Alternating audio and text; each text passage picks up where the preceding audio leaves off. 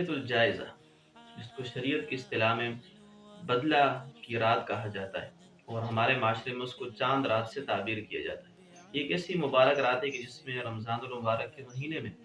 مسلمان جتنے بھی روزے رکھتے ہیں ان کے بدلے میں ان کو اجر و ثواب دیا جاتا ہے۔ احادیث مبارکہ میں اس رات کی 3 طرح کی فضیلت آپ صلی اللہ علیہ وسلم نے بیان کی ہے۔ پہلی فضیلت جو اس رات کی ہے، یہ ایک ایسی رات ہے جس میں اہل ایمان عبادت کے ذریعے سے جب اللہ کو راضی کرنے کے لیے کھڑا ہوتا ہے تو اس عبادت کے ذریعے اللہ رب العزت اس پر جنت کو واجب کر دیتے ہیں۔ دوسری فضیلت جو آپ صلی اللہ علیہ وسلم نے بیان کی وہ یہ ہے کہ یہ ایک ایسی مبارک رات ہے اس میں جو بھی جائز دعا مانگی جاتی ہے اللہ رب العزت اس رات میں مانگی ہوئی تمام جائز دعاؤں کو قبول فرماتے ہیں۔ اور تیسری فضیلت جو آپ صلی اللہ علیہ وسلم نے بیان کی، آپ نے فرمایا کہ ایسی مبارک رات ہے کہ جس میں جو شخص اللہ کی رضا کے لیے کھڑا ہو کر عبادت کرتا ہے تو حشر کے میدان میں جب یہ شخص کھڑا ہوگا تو انسانیت خوف اور پریشانی کی حالت میں ہوگی، ان کے دل مردہ ہوں گے، لیکن وہ شخص جو اس